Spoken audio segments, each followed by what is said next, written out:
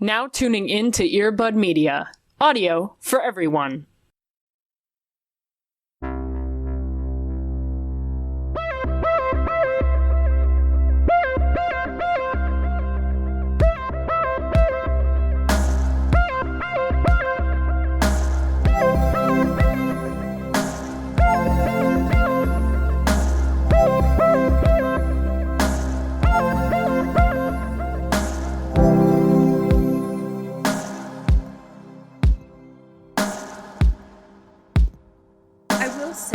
In an odd omen, when coming up to record this morning, there was a crow on my patio railing.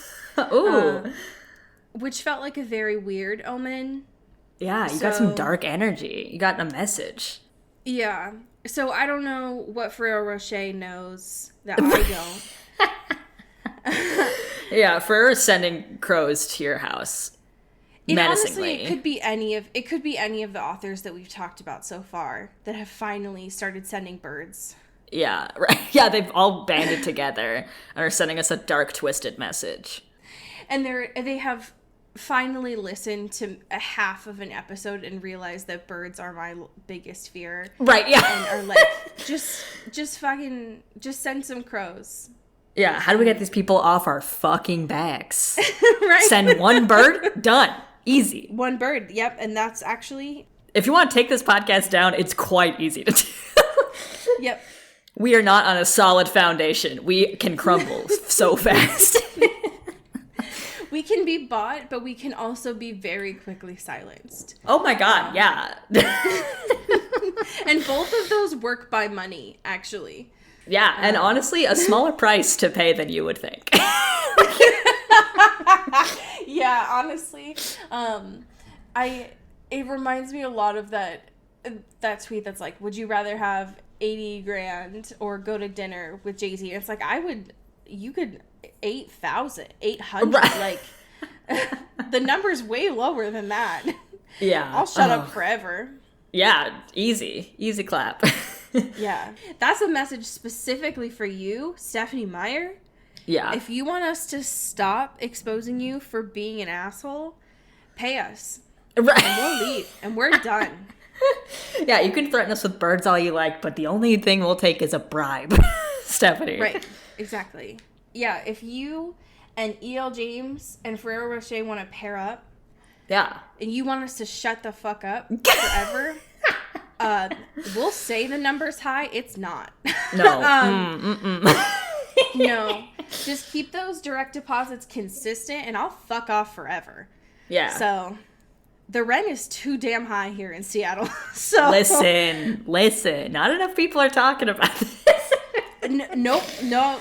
That's the one thing. Not enough people talking about how the costs are high these days. You know. Welcome to Into the News. Right. We're journalists. Breaking news. Rent expensive. You guys hear about this? Rent's expensive. Anyways, I'm so glad that you all don't come to this podcast for breaking news. So welcome to The Real Show and to the Twilight. Hey, we're here. Where you can enjoy an hour each week, not worrying about the world and taking care of your mental health in the ways that we do by coping with unhealthy relationships in fiction. Yes. Because that's how some of us try to take care of ourselves each week. Right. Yeah, we're just trying our best out here. You know what I mean? Right, exactly. And also just trying to remind authors that we do accept bribes as well. Yes. Just in case you forget. Just in case you forgot. Cody, how are you? I haven't spoken to you in like 5 minutes. How are you? I know, yeah. It's been so long. I'm vibing. I'm here. It's sunny out, which is nice. Like, I'm getting some sweet little rays, you know? I can't believe that you're about to be on your island time again. It's my favorite version of Cody. Yeah, I'm back on my bullshit. I'm back on my island time. Though, speaking of time, my happy thing, I've swept up a little bit of an addiction as of late. And by that, I mean last night I got really into Jeopardy on the Nintendo Switch. Oh, no. And it's, listen, before you throw your judgments at me before you throw your tomatoes at me. I've never been a person that's like watched Jeopardy. I mean, as like a kid, like younger, Same. my mom was, and my family like would watch Jeopardy and Wheel of Fortune, whatever. That was my vibe. It's not stressful enough. Right, exactly. And I don't like have cable, so I don't like watch. I'm not gonna stream Jeopardy. You know what I mean? Like I'm not gonna. Yeah. I'm not gonna go to Hulu.com or Netflix and nerd. watch. Yeah, no. But I am a nerd in the fact that I will pay $8 to just like play a little bit of trivia. Sure, right. Because it was on sale, and it's been, it goes on sale pretty frequently. I'm not going to spend like $25 because I'm not an animal. Jesus Christ. Right. I do want something to tickle the little bit of brain space in me, but I also don't want to thinky too hard. Like I do want multiple choice. I do. Yeah.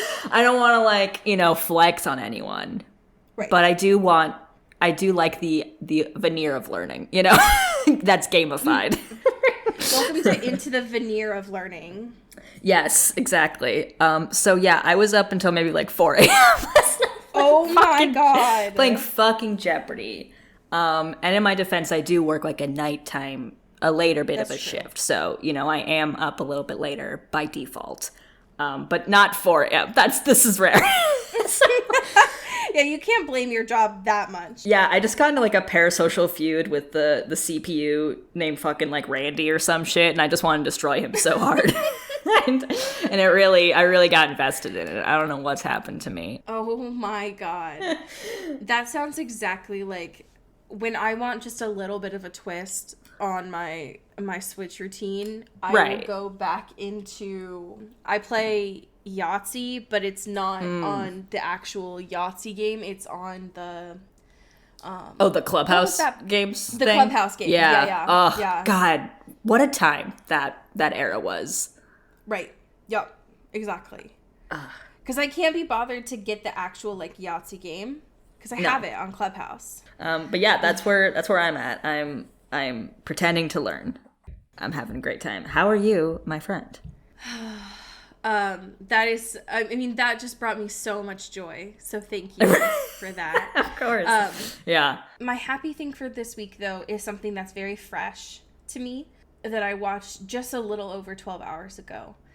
But it's very important to me, so I did want to bring it to the space because I imagine that some folks will also be watching this by the time this comes out, which is Turning Red. Yes, tell me everything. Oh, I will. I will tell you everything. So I have been eagerly awaiting this since having seen Domi's short film Bow, which fucking wrecked me. So I went into this with very high hopes, and it completely exceeded those.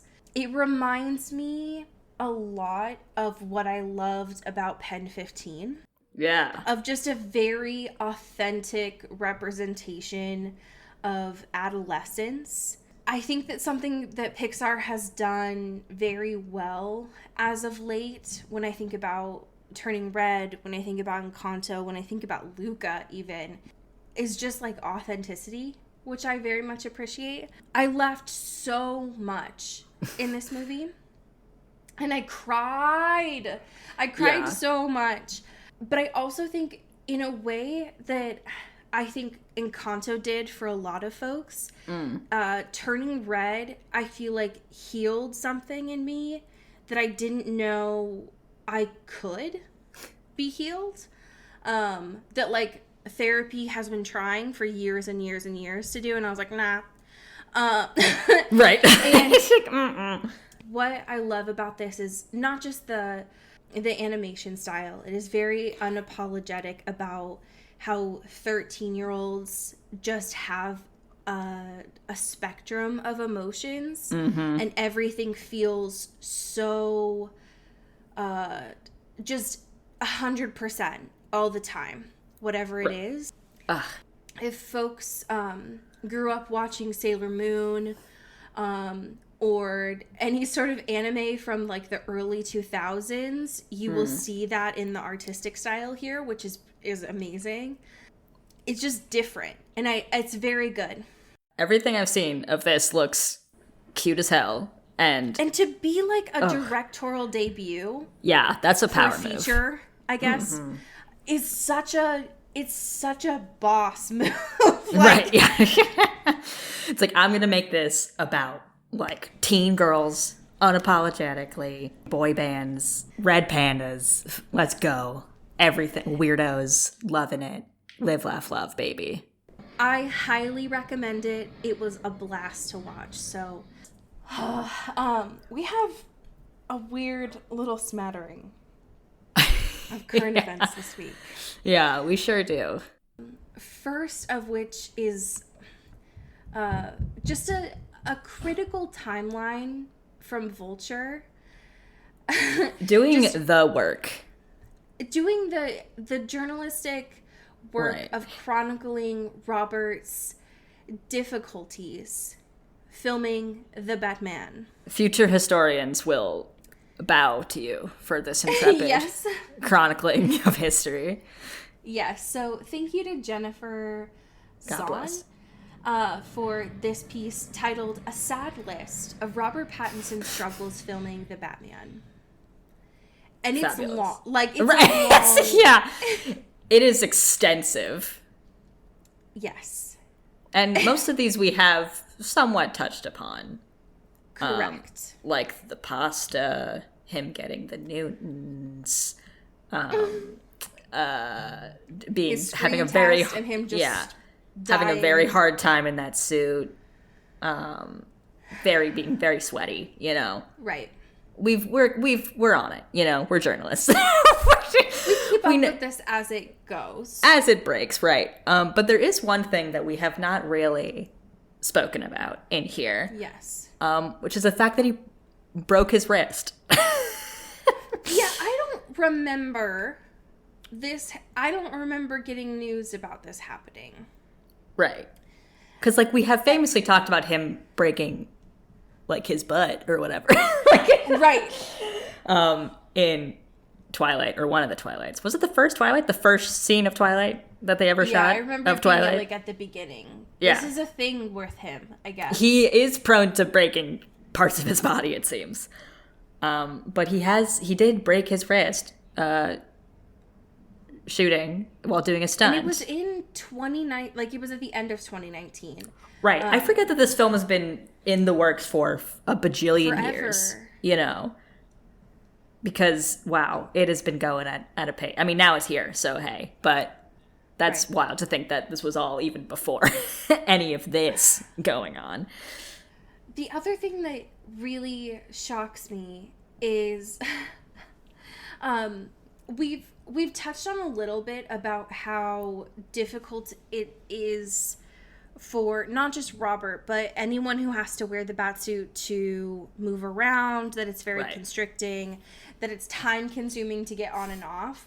But one of the things that they detail in this is that he was having to be careful on shoot days of everything that he ate or drank.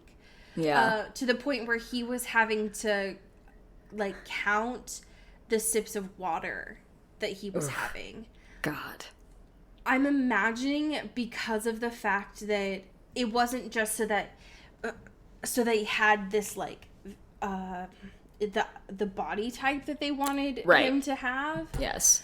but also probably for the times when he was in the suit, and it just takes so much time out of the day to get him in and out of that. Right. Yeah, like 4 people probably just stuffing him into that thing and taking it off for several hours. Right.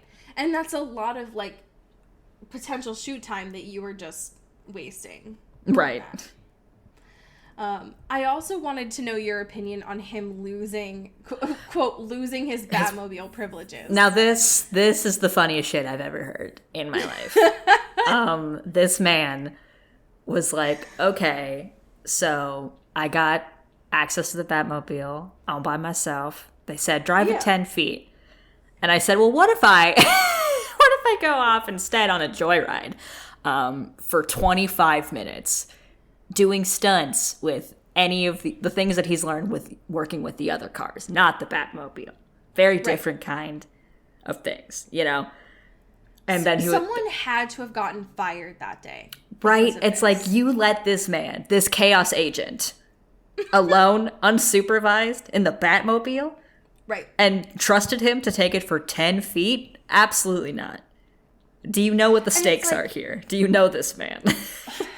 Robert, I want to believe that if there wasn't tape showing you 10 feet, right, there was a cone saying you didn't even need to hit the gas. You needed to take this out of neutral. Right. Like, someone could, one of the PAs could have just moved the car with their arms and it probably could have gone. Right, and this boy was like, but what if I just listened to a really quick podcast? Well, right. No.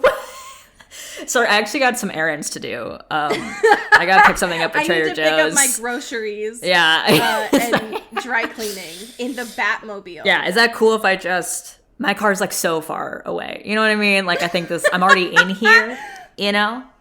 Right. I'll be super careful with it. Don't worry.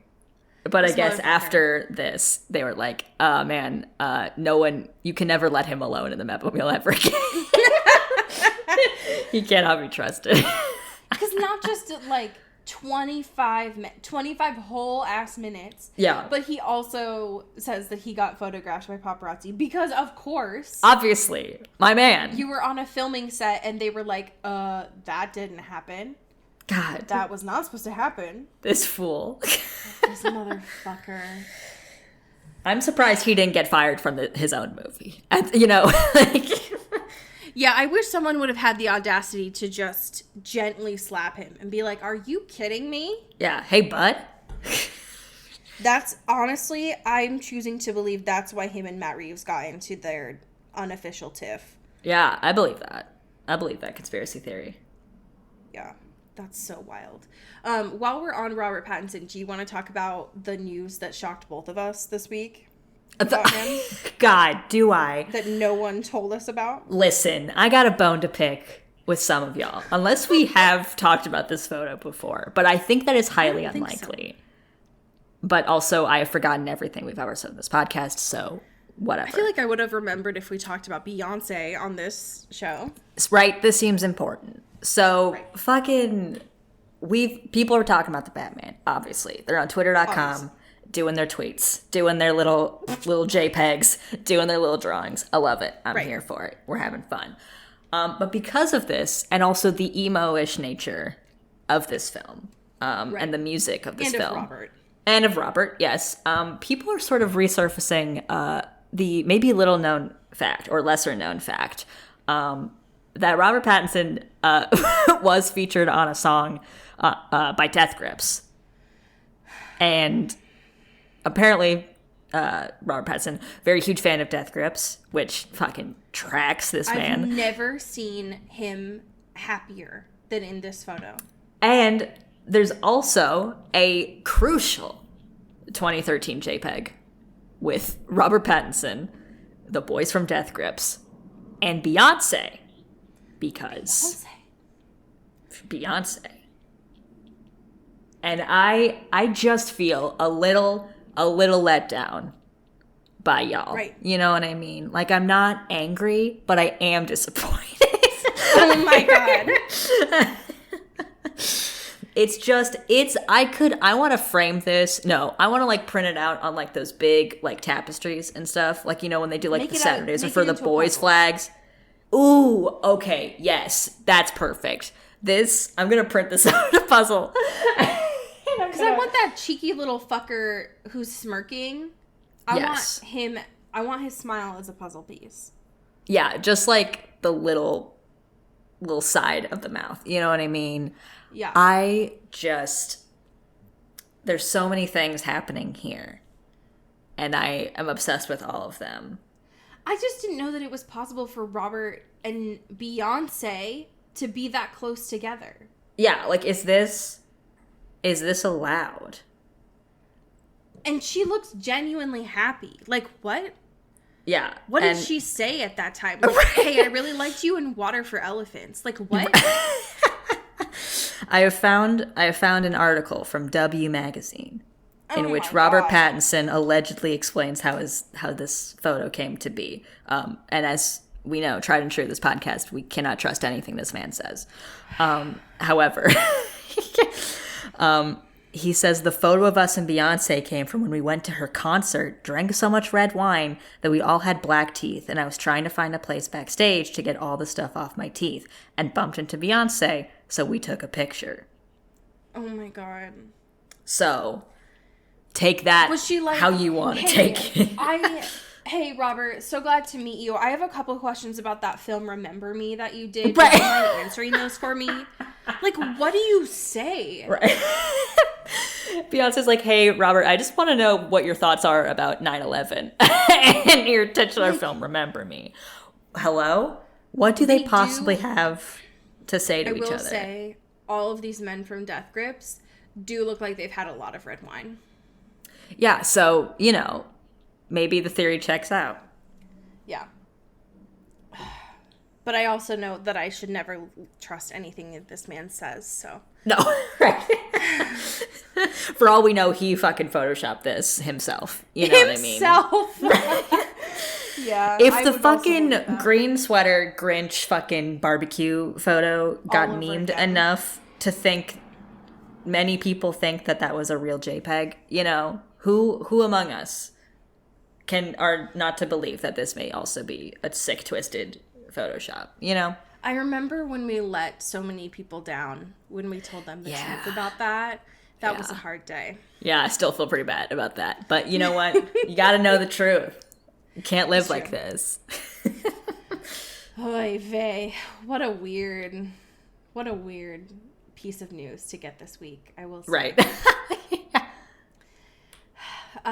Speaking of weird, I watched a movie this week, and I have been told that you might have also watched a movie this week that was pretty weird. Yeah, we have both watched a little weird movie, perhaps. Yeah. I love how vague we're being about this for no reason.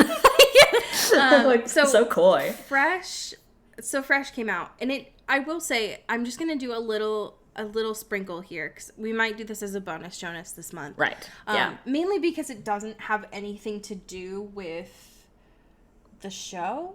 Directly, but however, but it does though, is the thing.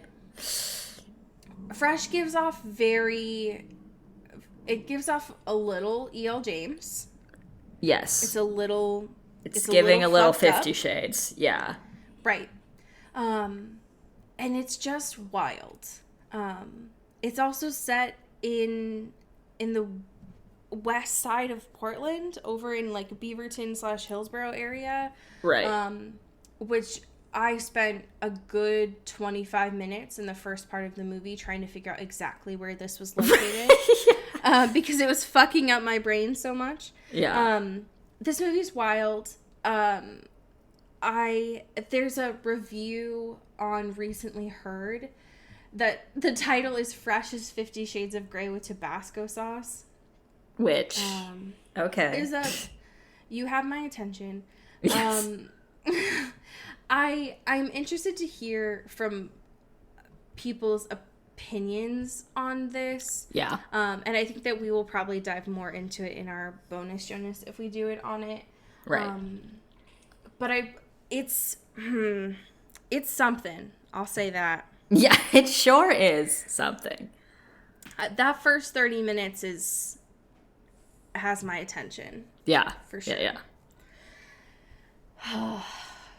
God damn. I'm still thinking about that movie. I have a lot of questions about that movie that I don't know I will ever be answered, but that's okay. Yeah. It'll just be me in a corner just talking about it for a while. When we last were thinking and talking and pondering over Vampire Academy, I remember getting very angry about tarot cards. Yeah, that was a key component of last episode. In a similar vein, Rose was frustrated about the fortune that she received. Right. Lissa was like, okay, bet. I'll be great. I will be a leader. Sick. Nice. Dimitri did not get a good fortune, but he was like, yes, ma'am, thank you, ma'am. And that is where we left off of things. Oh, yeah. Where are we starting off with chapter 17? We are starting with fucking Rose talking shit about this reading. As per usual. She's being like, that was kind of bullshit, huh? I mean, like, what the fuck? Like, and Christians out there, they're all, like, out in the runway, you know, getting ready to go hop on the plane back to LAX, you know what I mean? Their dreams and their cardigans in tow. I love the hills. Right. And Dimitri's also kind of, like, calling on Rose's bullshit a little bit because he's like, are you just pissed that you didn't get a cool one? Like, are you just mad that, like, would you have believed it if you got something that was, like, sick and awesome and very cool? And she was like, no, for sure not. Maybe. Well, you know, who can say? I just feel like I got a little robbed by saying something that was already my job, but that's fine, whatever. And it's interesting, we get this kind of moment of Dimitri being like, because we've known him historically to be sort of a by the books kind of guy, not really going into the spiritualness of things. But in that last chapter, but his he books are Western novels. Yes, so. right, right. But in that last chapter, he was like interested in the readings and stuff, and now he's kind of being like, you know, it's not that I like don't believe it or I do believe it, but like she has respect and she's cool, and I'm just gonna like not be a dick about it and just kind of like see where the cards fall, you know what I mean? And when he says not be a dick, he looks directly at Rose. Right. Yeah, he's like, I'm not gonna just insult this person's profession and livelihood because you'd think you got like not a cool fortune. You know what I mean? Like, maybe some of us can think about that here in the room tonight. Right. I also thought it was interesting too because it tells a little bit about his grandma. Ooh, backstory. Yeah, we get a little bit more backstory about Dimitri, which I thought was interesting, and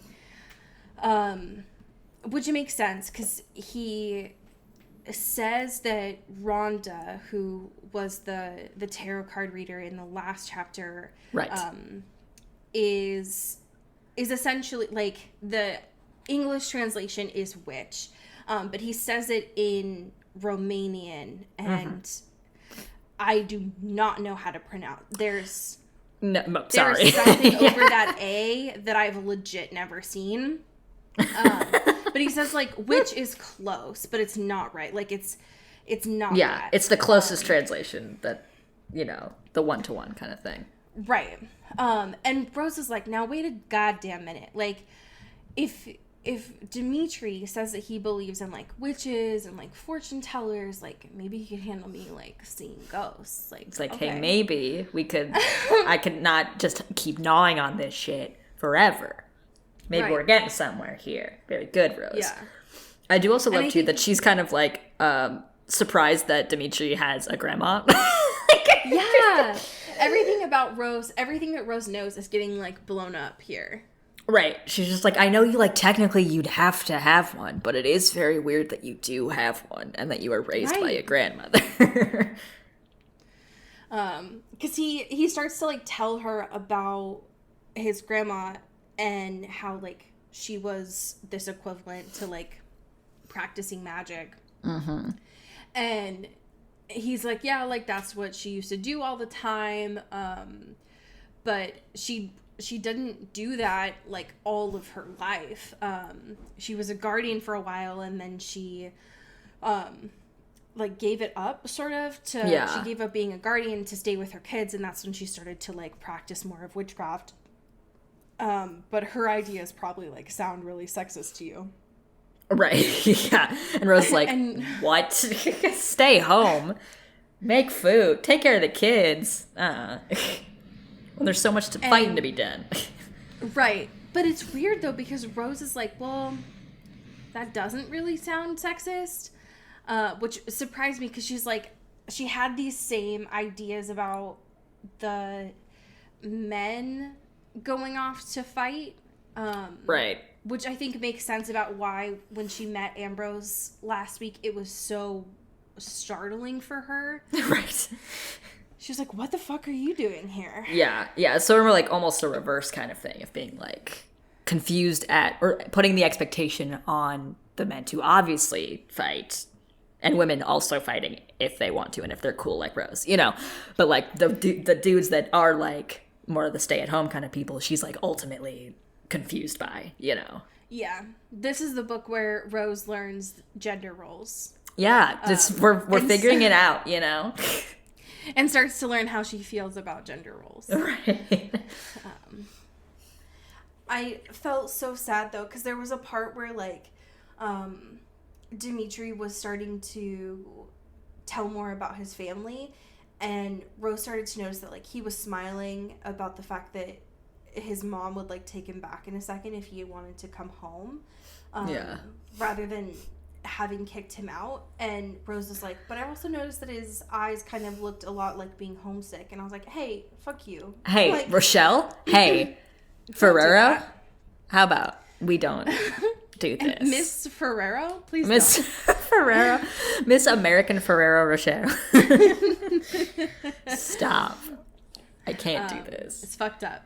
I don't like that. Lissa hops on this plane, fucking buzzing, so excited to go to college like a nerd. Yeah, Lissa's having a great time, and also forces Rose to continue her lie about right. It's just being like, isn't it so fucking sick that Rose got personally talked to by the queen to just flex on how cool and how sick she is and how good at killing Strigoi she is, and everyone just kind of like, yeah, sure. And Rose like, please, I can't. I'm so tired. Except for Adrian, who at some point in the last 2 minutes when they got on this plane has a glass of whiskey. Right, just like, manifested liquor. Sloshing it around. Looking at her like, interesting. Right. And Rose notes too that he knows that that's not what she said, but he doesn't know what Rose knows. That is that Rose, or that she wanted Rose to sort of set up, or to eventually have, Adrian and Lissa be set up when they are, royals and fancy and prestigious or whatever. And so Rose kind of feels this little, pep in her step of being like, wow, I know something that Adrian doesn't for the first time ever. And I can play mind games too if I want. That's fun. I'm just going to keep that in the back pocket. Yeah, she was good enough to, like, Adrian knows enough to, like, to know say it's bullshit. Eyes yeah, right. That she's lying, but he doesn't actually know enough of what the truth is. And so Rose is like, ooh, okay, I'm safe for right now. Yeah, okay. Go time. Yeah.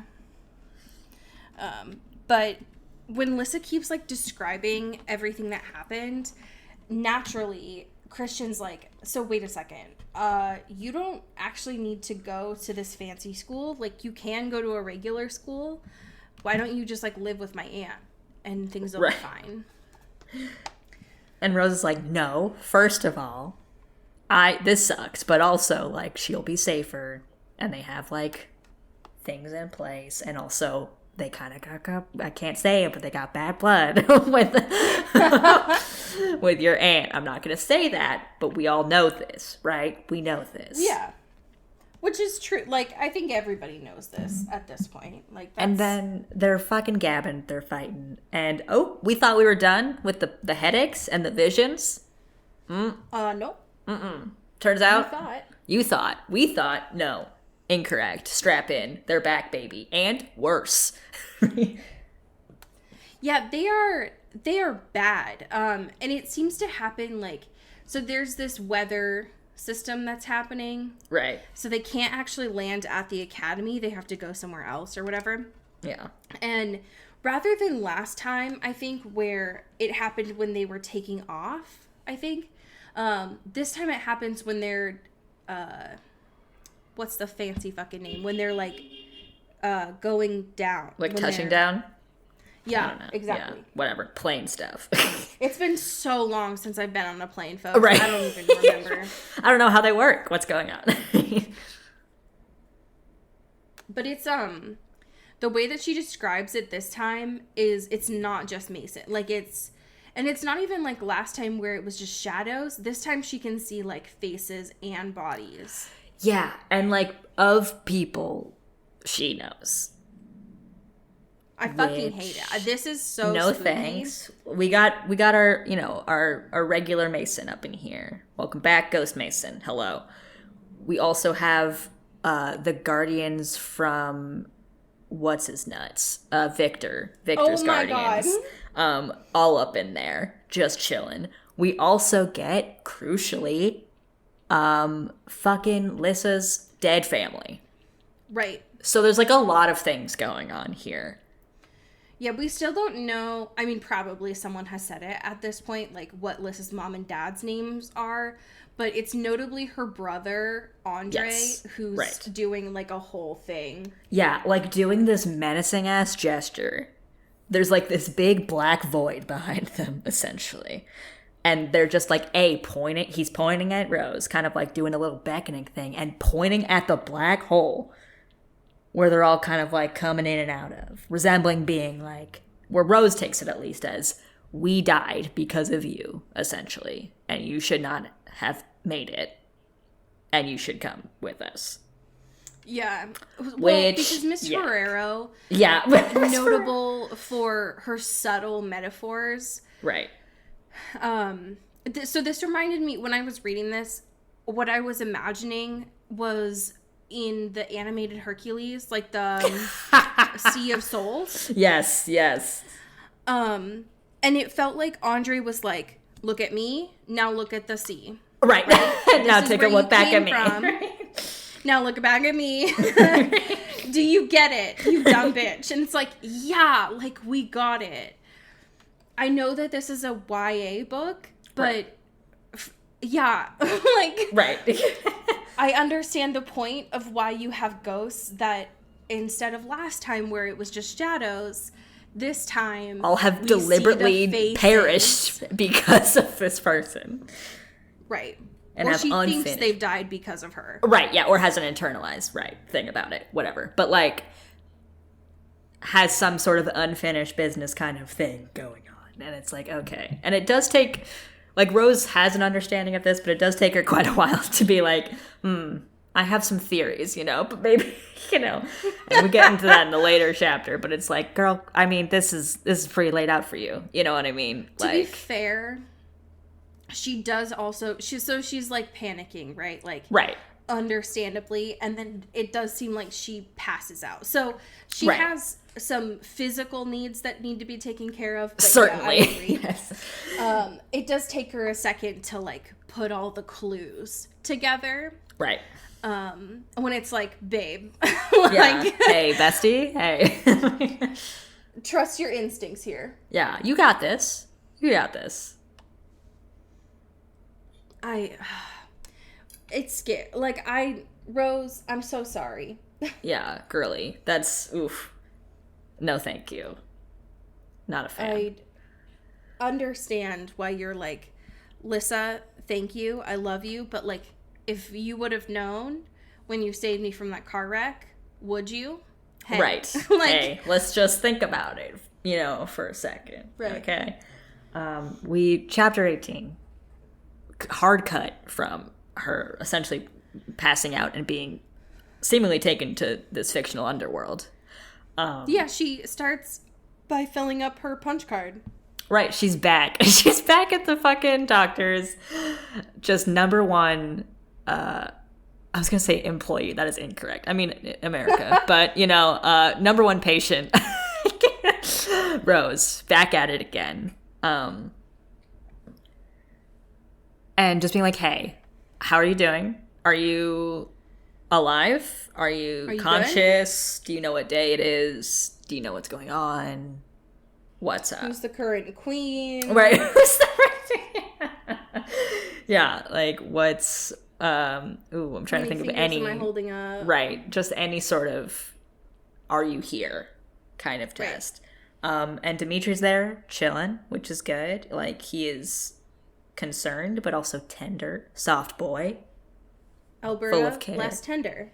Yes, Alberta, a little aggressive out here, especially post waking up seemingly from a traumatic coma. You know what I mean? Like, you know, some sort of experience. Right. And she just goes full on the offense, being like, what happened? Rose doesn't even get a word out. She's like, what the fuck happened? Yeah. And she's like, I'm good. Okay? I'm good. She's like, yeah, well, I just, you know, I felt- was bad then, good now. So, like, we're done. We don't have to worry. I'm just gonna walk out, actually, if that's cool with y'all. I don't need any help. I'm fine. And then we're just like, what? So, like, what happened, though? Because obviously that was not great. And it seemed quite scary from an outsider perspective of you That's screaming. just what happens when I don't get my Jamba Juice. Right. Like, I don't know what you guys were making a big deal about. That's just like a Tuesday. You know what I mean? I'm always screaming at things that nobody else can see, begging people to take them away from me. You know what I mean? Always. That's always how I roll. Yeah, that doesn't happen to you all? That's weird. Yeah. Interesting. And so Dimitri turns on the charm a little bit, if I may say. Yeah. It's a little bit more of good cop here, and just being like, hey, just like, what happened? What did you see? Is there something that we should be, like, concerned about? It's okay. It's like a safe space. And Rose finally is like, all right, I saw a ghost. Yeah, I love this part because she's like, so I saw, plural, I saw ghosts. Right, yeah. And naturally, Dr. Olensky is like, so what do you mean? What do you mean? Can we be by more that? specific, though, about that? Because I am the doctor who has to fill out your chart, so what the fuck do you mean by that? Right. I don't think I can just write down ghost. So let's work something out here. And she finally, naturally, like, she like word vomits. yes, just lists everything that she's been, like, clenched up in her butthole for fucking months at this point, it seems like. Of the Mason shit, of the trials and stuff that she, like, spaced out on, the first fucking plane go around, now this one, everything. All these sort of visions, right? Right. Finally. And then everyone just kind of, like, quiet for a little bit, but nobody, like she fears, you know, laughs at her or invalidates her, at least immediately. They're all just kind of, like, listening, which is good, right? And Dimitri pops back in again, being like, so did you know these people? You know them ghosts? You know them ghosts? Like, you know these ghosts? They're your friends? You know these ghosts? What's the deal with these ghosts? You know these ghosts? You got some ghost friends I don't know about? You know these ghosts? You got ghost boyfriends? Right. Are you talking to other ghosts, yes or no? Okay? Are you texting these ghosts? God. I've been trying to FaceTime you for weeks, and you're out here fucking talking to ghosts? I can't compete. God, is this what ghosting means in this universe? Ah, shit. It all comes back. Fuck. I got literally ghosted. Literally. Oh, no. I got ghosted. I got replaced by a ghost. A sexier, cooler ghost. Anyways, Dr. Olensky's like, cool. Can I talk to you, Dimitri, and you, Alberta, outside, just, like, real quick? Yeah, and Rose, get the fuck out. Rose, you stay here. Right. Just, like, rest. And fucking Rose, bless her heart, they walk out, you know, close the door, not fully. Seemingly. Yeah, seemingly close the door. It is just a tiny bit ajar, you know. And Rose is like, bet, I'm going to just run up here, put my ear straight up to that crack right there and just listen to what they're gossiping. Because, about me. Because it is about me, so I guess I do have like a hall pass, I think. You know, Your Honor. I think that's fair. Your Honor. I think that's allowed. Your Dr. Honor. Right. And Alberta is basically saying, like, listen, or is it, no, I think it's Dr. Olensky. Oldensky, sorry. Alberta gets a little bit out here in a minute. Oldensky's like, listen, this is, like, clearly PTSD. Which, yes. But which not incorrect. But there are, you know, little things that she is ignoring, like the fact that she's actually physically seeing Spectre's visions. But, you know, on the right track, for sure. Definitely where this is coming from, right? Yeah, the doctor's not wrong. Not wrong. When the doctor's like, hey, so this girl should be in counseling, like, yesterday. Yeah, and, like, all the time.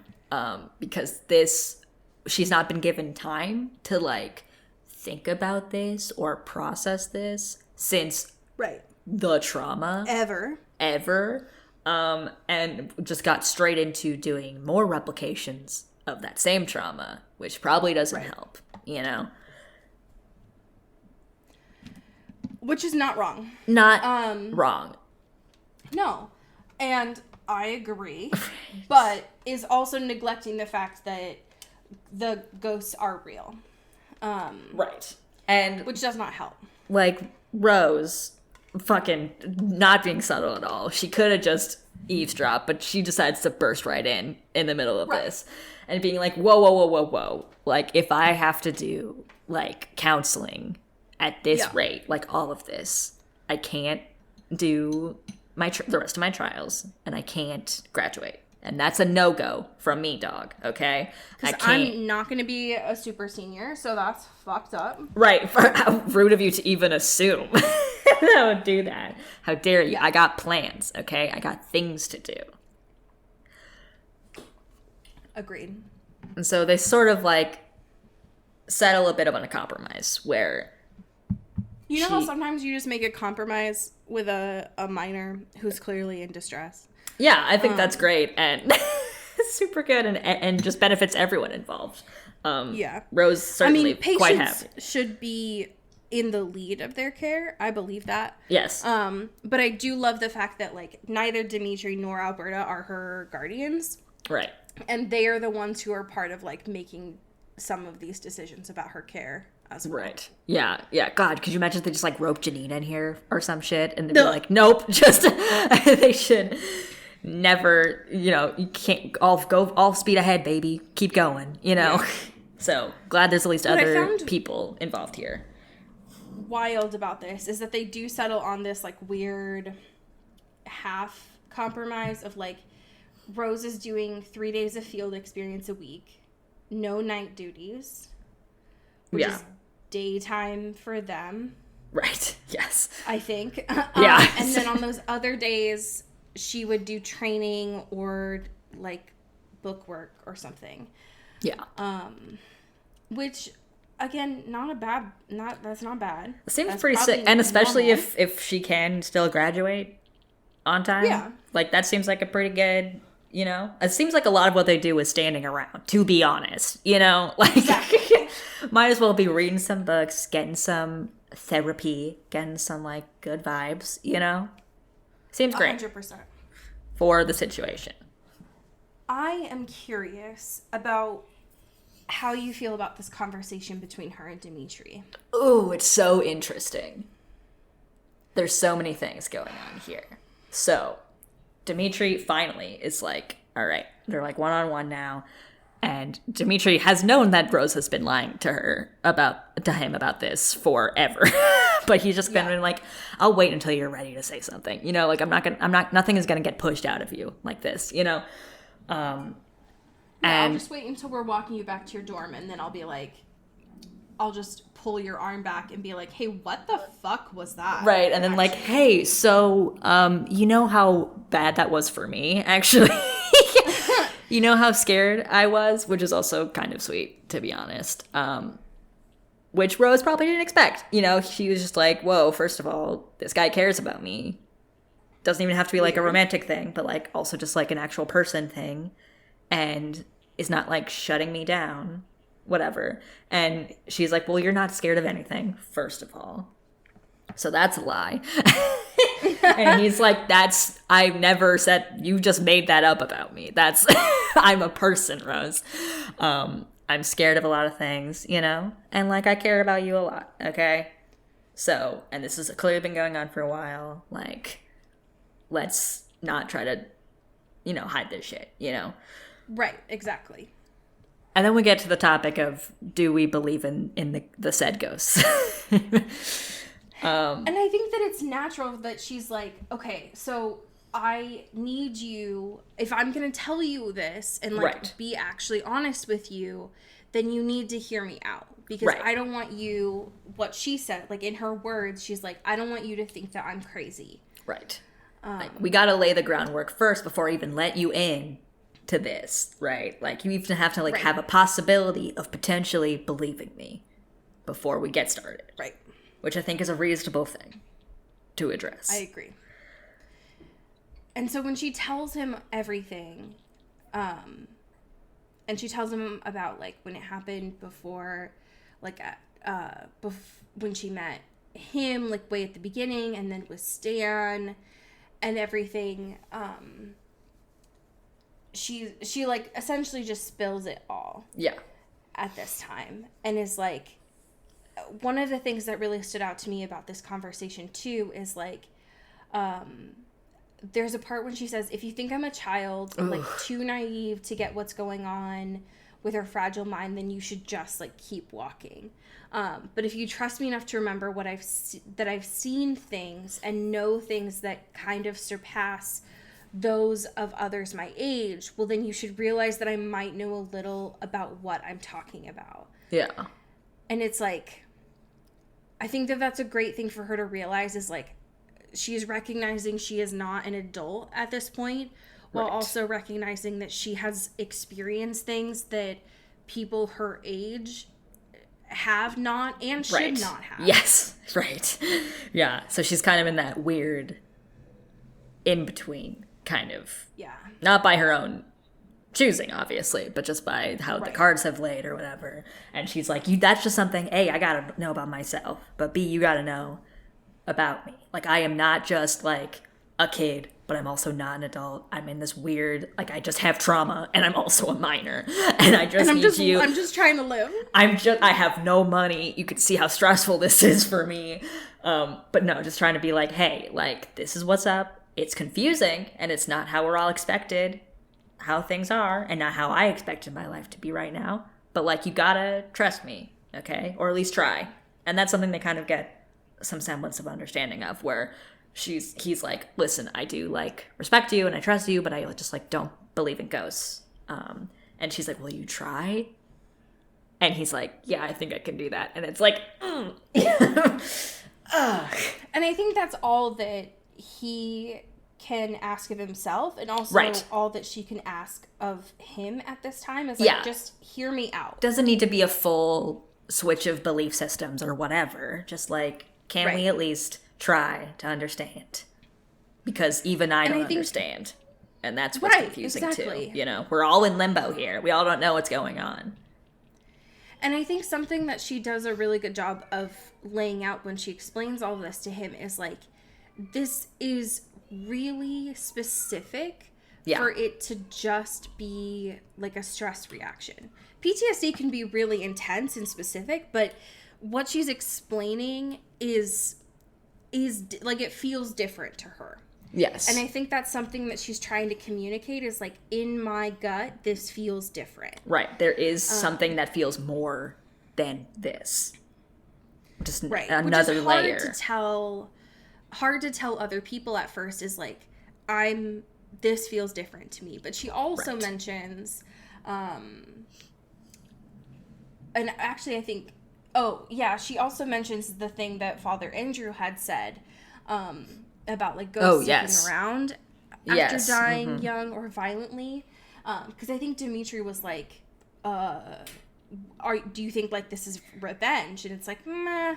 Probably not. They're like, kind of chill, to be honest. They're not really bothering me, exxcept for like traumatizing They're just reminding me that like I don't belong here. Right, so, which is like, you know, weird.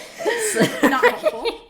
Some of our invasive thoughts are stronger than others. You know what I mean? Yeah. Some of them take literal forms.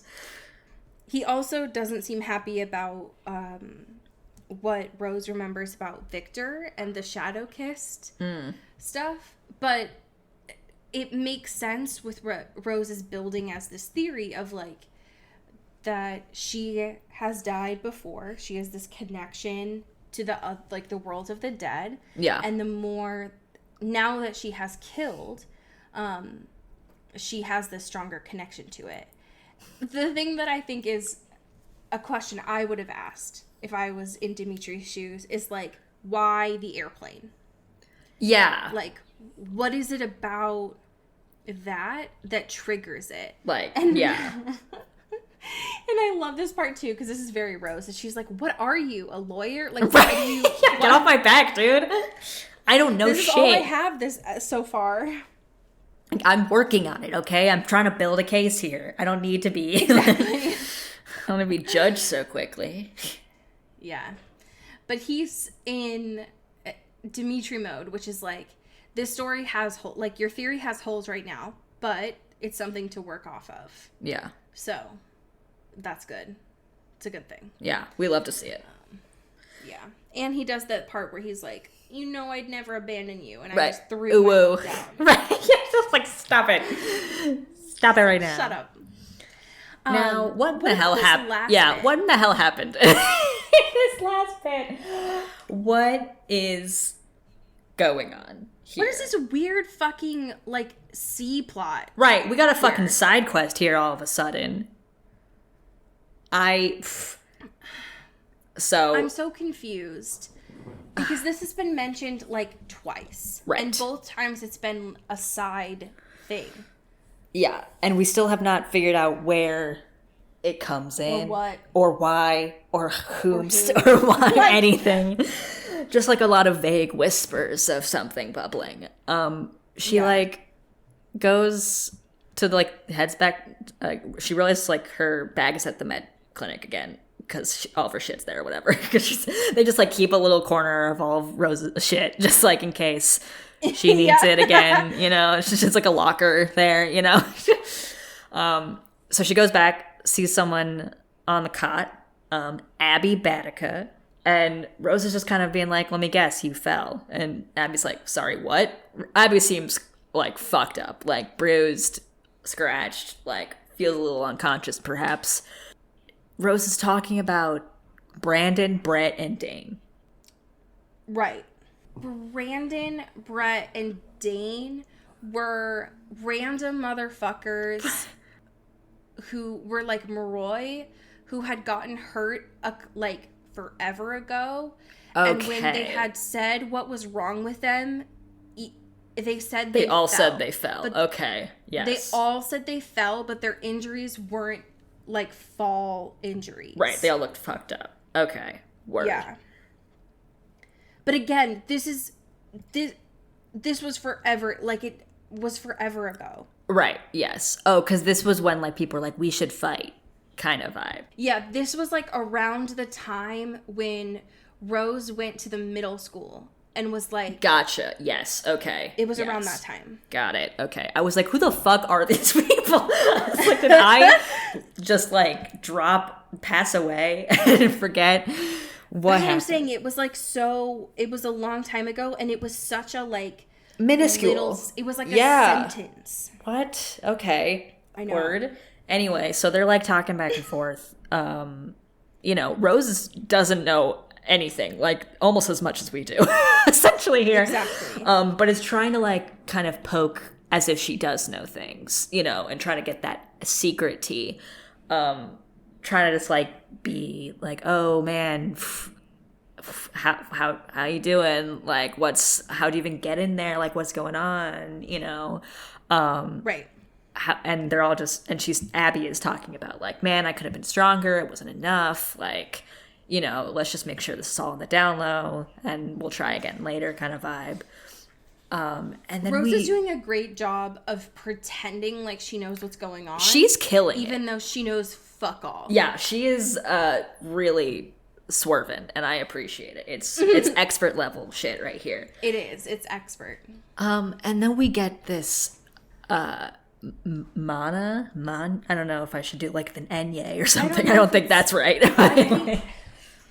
I don't know if it's Mana. I don't know if it's Manya, because there's a punctuation over a couple. There There's an A there. There are accents here. Yeah. But that is a thing. And that's like this group, allegedly. I think it's a fight club. I think it is a fight club. And she's like, Abby's like, if the rest of them find out, I'm going to get in big trouble. So let's keep this hush hush. Right. So now she at least knows a couple people who are in it and a name. Yes, which is helpful.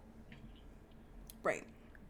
But that's just a weird side plot and a weird way to end this chapter, because so how the strange. fuck is that gonna It's like, okay, word, right? Ferrero Rocher, more than halfway through this book, is just tying this in. Yeah. Here.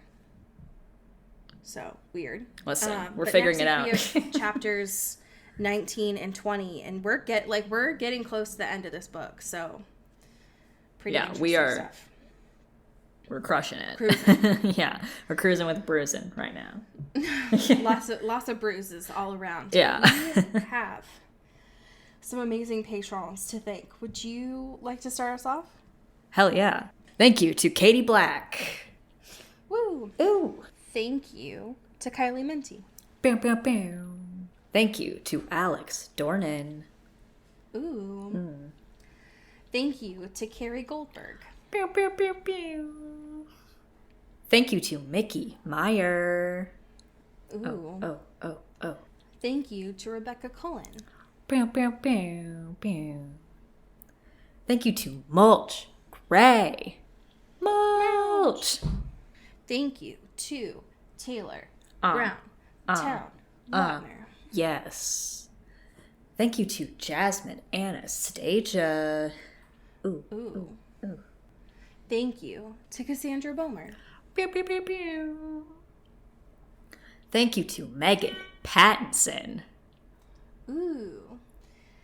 Thank you to Cassandra O'Shea. O'Shea. Thank you to Aaron Weber. Ooh. Thank you to Clara Belikov. Bam, bam, bam, bam. Bam, bam, bam, bam. Thank you to Katya Karp. Ooh. Thank you to Hannah Dragomir. Ooh. Thank you to Hope Castile. Ooh. Thank you to Rachel Ashford. Bam, bam, bam, bam. Thank you to Abby Ivashkov. Ooh. Thank you to Maddie Facinelli. Bam, bam, bam, bam. Thank you to Samara Rinaldi. Ooh. Thank you to my mom, your mom, our mom, Kelly Beck. Mom! Come on down. Come on down, Kelly Beck. Thank you to Sophia Salinger. Ooh. Thank you to Laura Forty. Bow, bow, bow. Bow, bow. Thank you to Catherine Hathaway. Ooh. Thank you to Dan Zeklos. Bow, bow, bow. Bow, bow, bow. And last but not least, thank you to Maria Swan. Ooh. I have a fan fiction for you. This is by the user Oons4. Okay. And it is titled Letters to a Stranger. The summary is: a new thing has started at St. Vlad's. What happens when Dimitri and Rose meet in letter writing without knowing it's them, and don't meet till they choose to? Who knows? Both are 17.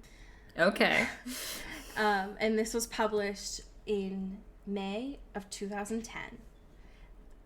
This is from chapter 2, and it's from Rose's perspective. All right. I sat down and leaned back against the headboard as I opened the letter. As I began to unfold, pull away the neatly folded paper, I began to read, sort of. Dear whom it may concern, I am a Hampier and believe that, as we were taught, Moroi come first. I don't care for much, just that my Moroi is safe and that the Strigoi are dead. I am the top of every one of my classes and would like to keep it that way. If my best friend did not make me write this, I would have been doing something different. But, well, he can be forceful, sort of. Well, there is not much to say about me, but that's about it. Hoping to get a letter back soon. Signed, Russian Comrade. Okay. Interesting. All right. I muttered as I slapped it down on my bedside table. I'll reply to that later, I thought. As I quickly changed into a black sports bra and black short shorts and running out to the gym, tying my hair along the way. End scene. Damn. Okay. All right, little letters. I just love the idea that he signed it Russian Comrade. Yeah. Amazing. So fabulous. If you want a good little letter writing story, that's a great one for you. Yeah. Love it. Oh, wow. Well, I am very curious to see if I can try out Jeopardy on Switch. Get my little brain focused. Yeah. But give us some game recommendations. Ooh, I yeah. had to get my Switch repaired this week, so now both my joystick things work. Wow. And now I'm back on my gaming grind. Now you're a full gamer girl again. You're back. I know. A woman in STEM. Truly, in every sense of the word. Yes. Well, folks, as we say here in the Pacific Northwest, Get bit. and get gamered Ooh. or whatever. Or whatever. Into the Twilight is an Earbud Media production. You can follow us on Twitter at Into the Twilight or on TikTok at Into the Twilight Show. You can find me at Cody Corral on Twitter and Allie at Alexandria Does. And you can support us on Patreon at patreon.com/Into the Twilight. We have merch, so much stuff. All those links are in the episode description. And make sure to rate and review us on your favorite podcast hosting platform. It really helps the show. Thanks. Bye. You've been listening to Earbud Media Production. Earbud Media, audio for everyone.